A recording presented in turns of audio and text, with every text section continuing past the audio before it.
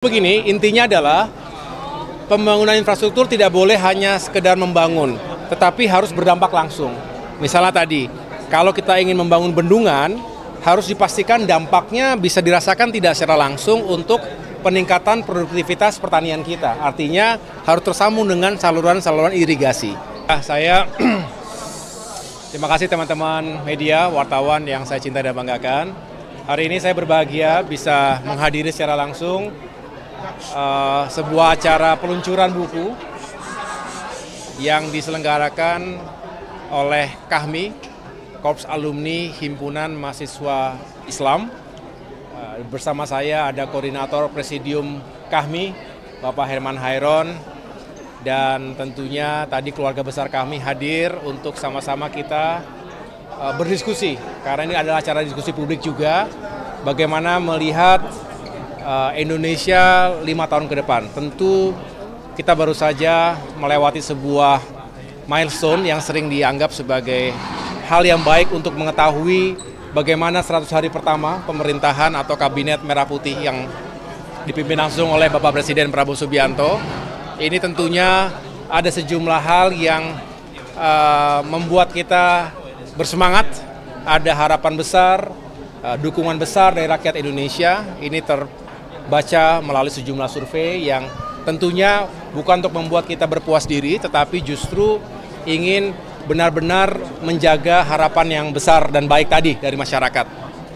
Di bidang yang kami ampuh saat ini, yaitu infrastruktur dan pembangunan kewilayahan, tentu ini juga penting untuk bisa kita kawal bersama-sama. Seiring dengan semangat untuk mewujudkan swasembada pangan, energi, air, termasuk juga meningkatkan kualitas hidup manusia melalui pembangunan SDM di bidang pendidikan, pelayanan kesehatan, kemudian juga pembangunan rumah-rumah yang layak huni, termasuk juga membangun konektivitas antar wilayah agar transformasi ekonomi Indonesia bisa diwujudkan, agar pertumbuhan meningkat, pertumbuhan 8% terwujud, dan mengurangi kemiskinan, ketimpangan sosial antar wilayah dan juga antar masyarakat. Disinilah urgensi dari Kemenko di bidang infrastruktur dan pembangunan kewilayahan. Kami ingin mendorong dan membangun koordinasi yang baik antar sejumlah kementerian dan lembaga yang terkait dengan pembangunan infrastruktur tadi. Jadi saya mengucapkan terima kasih dan sekaligus selamat kepada KAHMI yang juga menghadirkan gagasan pemikiran melalui buku yang bisa dibaca secara umum dan sangat baik untuk menjadi masukan bagi pemerintah dan kabinet ke depan. Mas, tadi kan sempat di dalam disinggung soal masalah MBG ya, gizi gratis. Bahwa ini kan terkait dengan serangga yang bisa dijadikan untuk nggak ada hubungan dengan komentar ya, silakan. Untuk program swasembada pangan itu sendiri, apakah nantinya pembangunan fokustek akan kembali dilanjutkan atau Jadi begini, intinya adalah pembangunan infrastruktur tidak boleh hanya sekedar membangun, tetapi harus berdampak langsung. Misalnya tadi, kalau kita ingin membangun bendungan, harus dipastikan dampaknya bisa dirasakan tidak secara langsung untuk peningkatan produktivitas pertanian kita. Artinya harus tersambung dengan saluran-saluran irigasi. Nah, bendungan, sekali lagi menggunakan contoh bendungan, ini juga tidak hanya untuk suplai air bersih, tidak hanya untuk pengairan sawah, tetapi juga bagaimana bisa dioptimalkan untuk pembangkit listrik, baik PLTA maupun pembangkit listrik tenaga surya yang sifatnya terapung, ya menggunakan solar panel dan lain sebagainya. Termasuk kita membutuhkan berbagai pembangunan infrastruktur dasar, jalan-jalan agar mendekatkan produksi tani ke pasar. Jadi banyak hal yang terkait dengan infrastruktur yang kalau dijalankan dengan optimal bisa mendukung tadi terciptanya swasembada pangan. Food estate adalah salah satu bagian dari upaya membangun atau menghadirkan swasembada pangan. Tetapi harus dikelola dengan sebaik mungkin dan terintegrasi dengan baik. Cukup?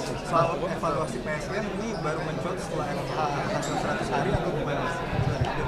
Setahu saya PSN ini memang harus terus dievaluasi. Jadi Bapak Presiden Prabowo juga menyampaikan kepada jajaran kabinet PSN yang sudah terdata ada 280 sekian PSN ya, yang ini juga sudah berjalan sekian tahun terakhir.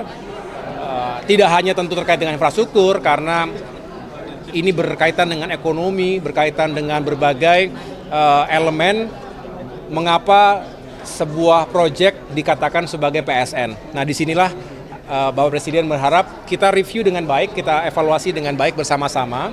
Apakah sudah on the track, apakah sudah sesuai dengan tujuan awal dan progresnya baik, atau ada hal-hal yang perlu dievaluasi, perlu dilakukan penyesuaian-penyesuaian. Karena sekali lagi, tentu pembangunan itu selalu dihadapkan pada anggaran, fiskal.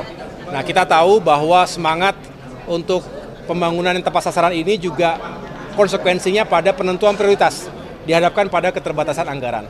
Namun, ini juga menjadi pelecut bagi kami untuk mencari sumber-sumber pendanaan pembangunan infrastruktur yang juga kredibel dan yang kreatif, yang inovatif. Tidak hanya bergantung pada APBN. Kita harus mencari investasi. Investasi datang dari dalam dan luar negeri yang sekali lagi bisa membantu pemerintah melalui skema-skema yang baik, ya, kerjasama yang baik, agar bisa melanjutkan pembangunan infrastruktur, termasuk infrastruktur yang tadi diharapkan bisa memberikan dampak langsung pada pertumbuhan ekonomi yang tinggi. Oke. Nah, sementara faktanya kan banyak sekarang ada kesenjangan sosial antara masyarakat pedesaan dan perkotaan, terlebih yang di wilayah 3T. Bagaimana tanggapan Bapak terkait hal itu? Ya, itulah menjadi tantangan tadi.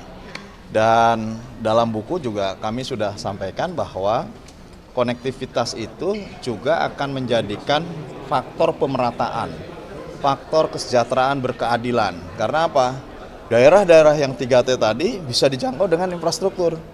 Oleh karena tadi selaras dengan apa yang disampaikan oleh Menko Infrastruktur, bahwa memang pembangunan diarahkan bukan hanya bisa membangun, tetapi nilai manfaatnya yang tentu itu juga akan menjadi key performance indicator.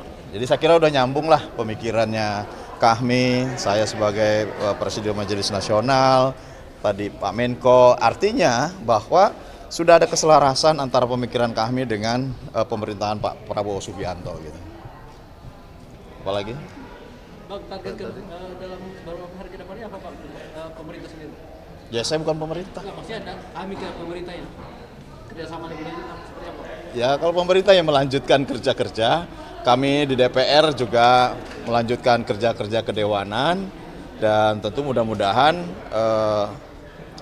keharmonisan antara pemerintah dan DPR. Keharmonisan itu bukan berarti kami kehilangan daya kritis gitu ya. Tetapi apa yang menjadi harapan rakyat, apa yang menjadi keinginan masyarakat, ternyata juga selaras dengan apa yang akan dan sedang dilakukan oleh pemerintah gitu. Nah, contoh misalkan makan bergizi gratis. Ya, ternyata pemerintah juga masyarakat juga mengharapkan itu, dan pemerintah ini lakukan secara bertahap menuju kepada jumlah yang setelah direncanakan sebelumnya. Nah, begitu juga ya dengan pembangunan-pembangunan lainnya. Kan pemerintah ini kan cepat mendengarkan apa yang menjadi harapan dan keinginan rakyat. Contoh, terjadinya pembakaran laut, kemudian menjadi isu yang luar biasa. Kan memang perintah presiden langsung harus dibongkar gitu. Kan dibongkar gitu.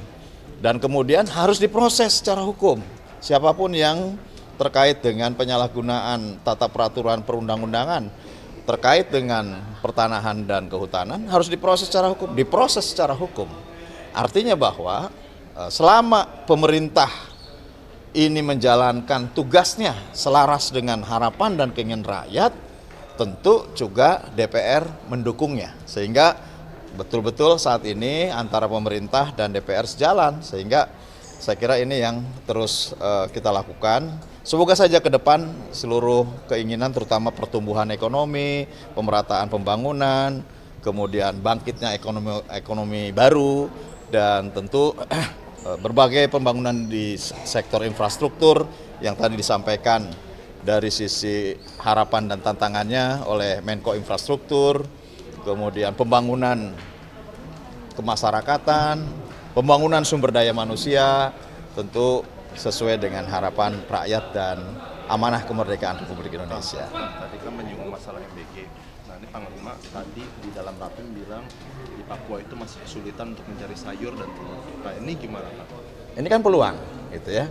Kenapa kemudian Pak Prabowo juga selalu menyampaikan bahwa MBG ini bukan hanya untuk memenuhi rasa lapar atau memenuhi kebutuhan perut, kebutuhan gizi, kebutuhan nutrisi. Kemudian ada harapan jangka panjang bisa mempersiapkan sumber daya manusia yang unggul, tetapi bisa menciptakan ekonomi baru.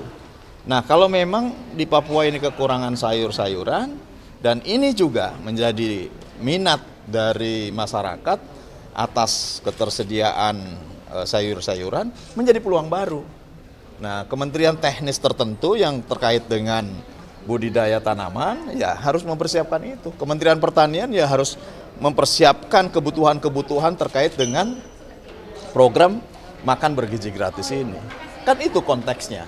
Dan ini menjadi peluang baru, menjadi peluang ekonomi baru yang pada akhirnya akan menjadi pembangkit ekonomi di wilayah tersebut. Nah, seperti sekarang juga kan telur pasti kekurangan. Bayangkan kalau sudah 82,9 juta sasaran terpenuhi. Satu hari butuh satu telur saja per orang, berarti butuh 82,9 juta telur. Ini harus disiapkan. Disiapkan kan bukan hanya di Jawa, harus disiapkan di seluruh wilayah.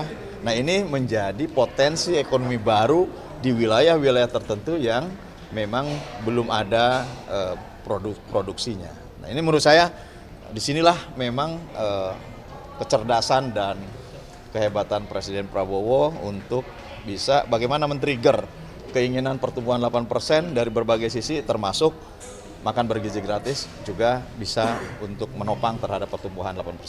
Kang Heru izin, ini pasca 100 hari kerja dengan tema diskusi juga, ada nggak evaluasi dari Kang sendiri tadi yang disampaikan kepada Menko AHY gitu, dan ada catatan khusus nggak sih yang harus dievaluasi dari pemerintah sendiri? Tadi juga bagus-bagus ya udah catatan. Ya kan ada beberapa program, misalkan program melanjutkan pembangunan infrastruktur yang telah berjalan. Kita kan bisa melihat ya, ini memang sedang berlangsung, ini masih berlangsung untuk melakukan evaluasi. Gitu. Nah, tetapi ada yang new inisiatif, ada yang inisiatif baru, yang ini juga memulai perjalanannya, karena kalau berpikir terhadap mata anggaran, kan mulai mata anggaran Januari. Jadi kalau pelantikan Presiden dan seluruh para menterinya di bulan Oktober, maka sebetulnya pembangunan yang sesuai dengan pemerintahannya akan dimulai Januari, karena perspektif anggaran itu tersedia di bulan Januari. Nah, kalaupun Oktober itu kan melanjutkan dari program-program sebelumnya. Oleh karena itu menurut saya 100 hari tidak menjadi ukuran ya. Namun tentu bisa saja ini menjadi evaluasi supaya perencanaan program ke depan akan lebih baik sesuai dengan keinginan masyarakat, dan tentu hasilnya bisa dinikmati, memberikan manfaat. Tadi saya kira bagus, jangan membangun bendungan tapi kemudian tidak terinterkoneksi kepada sawah gitu. Bendungan ada irigasi primernya, tidak ada sekundernya, bahkan tidak ada tersiernya. Ada sekundernya, tidak ada tersiernya, kan juga tidak masuk kepada pertanian. Ada masuk tetapi kemudian terhambat oleh jalan rel kereta api misalkan. Nah, ini tentu menjadi bahan evaluasi agar ke depan pembangunan ini lebih baik. Gak sempat baca? Dengerin aja. Klik icon text to speech, gak pakai ribet di okezone.com.